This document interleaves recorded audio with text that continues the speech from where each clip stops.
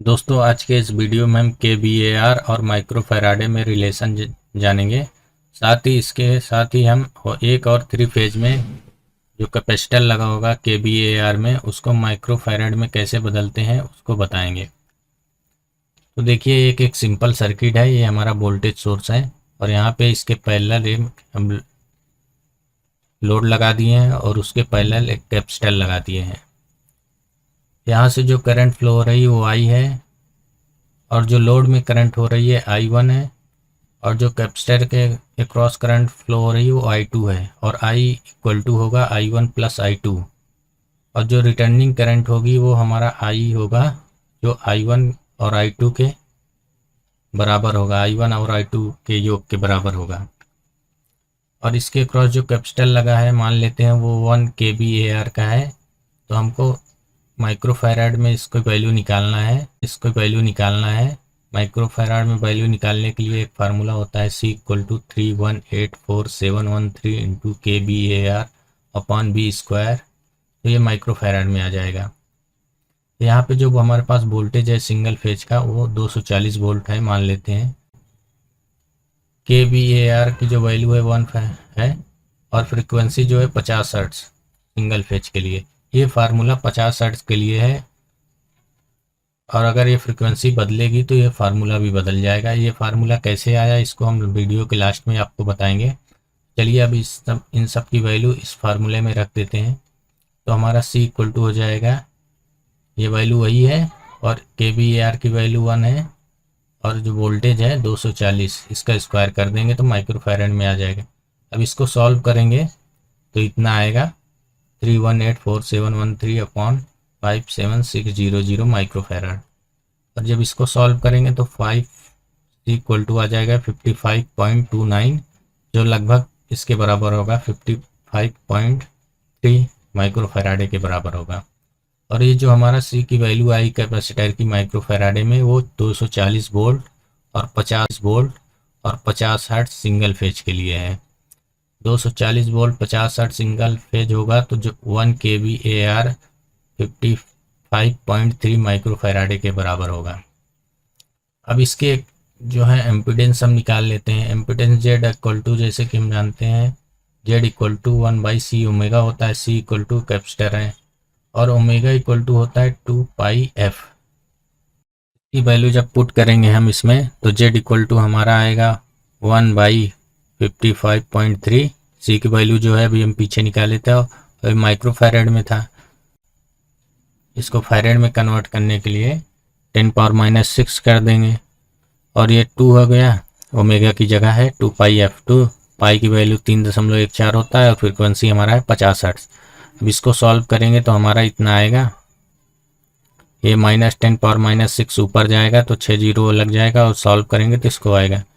अब जब सॉल्व करेंगे आगे तो Z इक्वल टू हमारा आएगा 57.58, जो 57.6 के ओम के बराबर होगा। हमारा ये इम्पीडेंस आ गया 57.6 ओम। अब हम करंट निकाल लेते हैं कैपेसिटर के cross current I2 equal to होगा हमारा वोल्टेज कैपेसिटर के अक्रॉस जो वोल्टेज होगा वो अपॉन इम्पीडेंस, इसका इम्पीडेंस हमारा इसमें वैल्यू रखेंगे। I2 इक्वल टू क्या हो गया, वोल्टेज हमारा 240 वोल्ट, इम्पीडेंस अभी निकालने हैं 57.6। इसको सॉल्व करेंगे तो हमारा I2 जो वैल्यू आएगा जो कैपेसिटर के क्रॉस करंट में फ्लो हो रही 4.166 एम्पियर, जो 4.17 एम्पियर के बराबर होगा। तो अभी हमने क्या निकाला, चलिए एक समरी जान लेते हैं। हमारा ये जो दिया हुआ वैल्यू है, वोल्टेज 240 वोल्ट है, फ्रीक्वेंसी 50 हर्ट्ज और जो कैपेसिटर लगा है 1 kVAR का है। तो हमने जो निकाला है वो क्या निकाला है, कैपेसिटर को माइक्रोफैराड में निकाला है 55.3 और जो इम्पीडेंस निकाला है वो 57.6 ओम और करंट निकाला है 4.17 एम्पियर। अब चलिए 3 फेज के लिए जान लेते हैं। ये हमारा 3 फेज सर्किट का डायग्राम है जो डेल्टा में कनेक्टेड है। इसके across R, Y, B 3 phase flow हो रही 3 लाइन करंट है। हम मान लेते हैं कि कोई 3 फेज हमारा लोड है, उसको 3 kVAR की ज़रूरत है। तो हर एक लाइन टू लाइन में हम क्या 1 kbr फिट करेंगे। 3 का 1/3 क्या होगा 1। तो लाइन टू लाइन जो कैपेसिटर लगाएंगे 1 kVAR का लगाएंगे। तो इसमें भी वही फार्मूला लगेगा, C = 3184713 into kVAR upon B square microfarad में आएगा। तो अब इसमें हम वैल्यू पुट कर देंगे। यहाँ पे 3 फेज है तो वोल्टेज हमारा 415 वोल्ट मान लेते हैं। kVAR 1 है, लाइन टू लाइन जो kVAR है 1 है, और फ्रिक्वेंसी हमारा 50 हर्ट्ज है, और 3 फेज सप्लाई दिए हैं हम इसमें। जब इसको हम पुट करेंगे सिर्फ यहाँ पे चेंज हो जाएगा, V = 415 हो जाएगा, 415 का स्क्वायर। इसको सॉल्व करेंगे तो आ जाएगा हमारा C की वैल्यू 3184713 अपॉन 1722225 माइक्रोफेराड है। जिस इसको आगे सॉल्व करेंगे तो हमारा 6 की वैल्यू आएगी 18.49, जो इक्वल टू होगा लगभग 18.5 माइक्रोफेराड के बराबर होगा। अब इसमें कुछ सावधानियां होती हैं। जो कैपेसिटर का एक्चुअल kVAR वैल्यू होता है वो बदलता रहता है। वो कब बदलेगा, जब वोल्टेज वेरिएशन होगा। जैसे कि हमारा सिंगल पेज में 240 वोल्ट है, कभी 230 हो जाएगा, कभी 220 या कभी 250, तो kVAR की वैल्यू बदलती रहेगी। और फ्रीक्वेंसी वेरिएशन में भी होता है, जैसे हमारा 50 हर्ट्ज सप्लाई पे आती है हमारे यहाँ वोल्टेज करंट, तो वो कभी 51 हो जाएगा, 59 हो जाएगा, तब भी kVAR की वैल्यू बदल जाएगी। अब कैपेसिटर टॉलरेंस पे भी बदल जाता है। जैसे हम कैपेसिटर खरीदने जाते हैं तो उसमें लिखा रहता है 2 माइक्रोफैरेड, 3 माइक्रोफैरेड या 1 kVAR, 2 kVAR plus minus 5% tolerance. तो 5%, 10% थोड़ा बहुत वेरिएशन होता है, उसके वजह से भी kVAR की वैल्यू बदलती रहती है। जब हम प्रैक्टिकली किसी लोड पर या किसी मोटर पे हम ये कैपेसिटर लगाते हैं तो उसके पैरेलल में एक हाई वैल्यू वाला डिस्चार्ज रजिस्टर लगा देते हैं, जिससे कि ये कैपेसिटर हमारा डिस्चार्ज हो जाए। नहीं तो अगर उसको कोई गलती से छू लिया तो उसको शॉक लगेगा। लेकिन जब हम कैलकुलेशन करते हैं कॉपी पेन पे तब रजिस्टर को मेजर नहीं करते।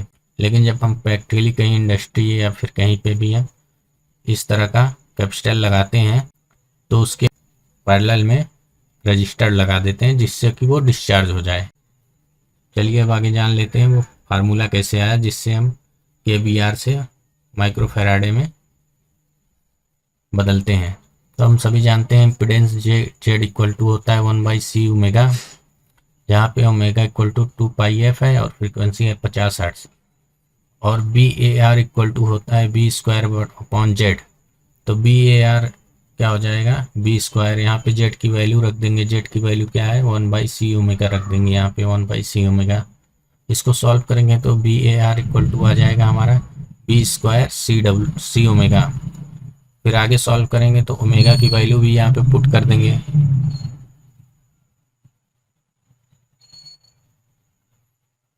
VAR equal to B²C omega. अब यहाँ ओमेगा की वैल्यू पुट करेंगे तो क्या आ जाएगा BAR equal to B²C omega की वैल्यू होती है 2πf।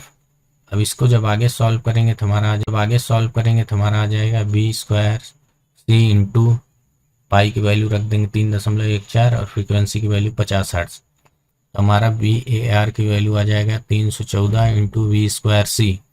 अब यहाँ से हम C निकाल लेंगे। C इक्वल टू क्या हो जाएगा BAR अपॉन 314 इंटू V²।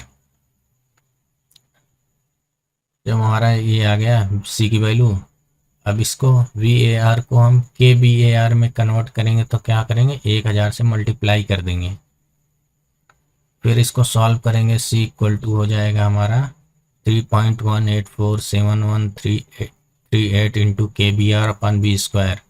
फिर इसको आगे सॉल्व करेंगे और सिंप्लीफाई करेंगे तो C इक्वल टू हो जाएगा हमारा 3.184731338 इंटू kVAR। ये फैराडे में था तो इसको माइक्रोफैराड में बदलेंगे, 10⁻6 से मल्टीप्लाई कर देंगे। तो हम जो सॉल्व करेंगे आगे C की वैल्यू हमारा ये आएगा 3184713 इंटू kVAR अपॉन B²। और ये जो वैल्यू आया है हमारा 50 हर्ट्ज पे आया है, इसको ध्यान रखना, क्योंकि अगर फ्रीक्वेंसी चेंज होगी तो ये फार्मूला भी चेंज हो जाएगा।